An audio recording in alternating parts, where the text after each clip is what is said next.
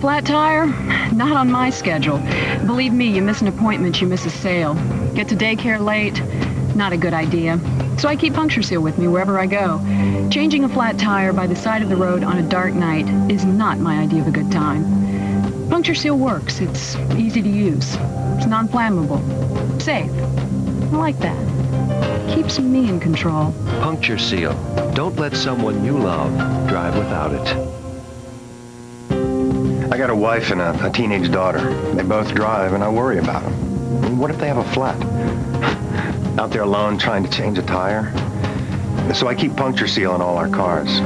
It inflates and seals a flat in seconds, so they're back on the road in seconds. And it's non-flammable. Puncture Seal gives me one less thing to worry about. Make that 2. Puncture Seal. Don't let someone you love drive without it. Watch international weather. Although we do have a few scattered showers reaching on into Panama City.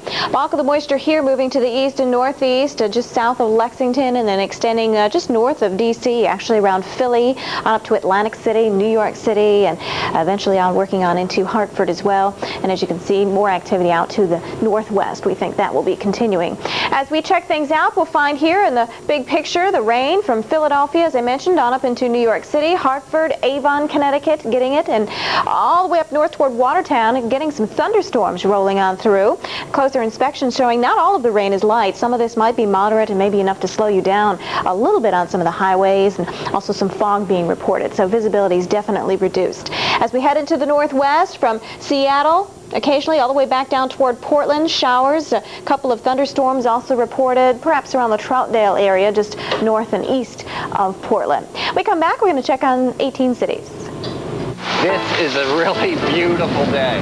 Soup weather. There's this cream of chicken with vegetables. Dry. Central Park on up toward White Plains and even all the way out toward West Hampton. We'll check things out as we go. Beautiful. Today in spectacular fashion.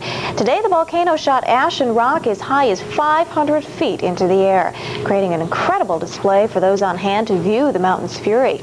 Clouds of ash shut down flight paths, closed roads, and caused electrical problems across the area.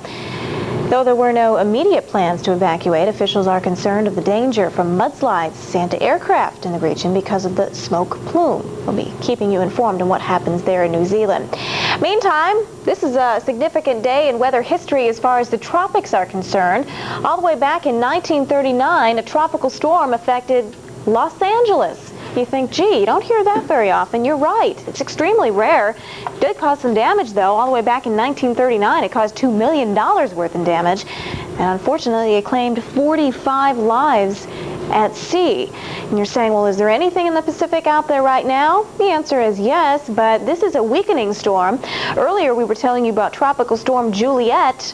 Can't even talk about that anymore. Have to refer to this as a tropical depression now. Doesn't look very menacing, does it, on the satellite picture? It's lost all the deep convection. It's sitting there. It's stationary. It's going to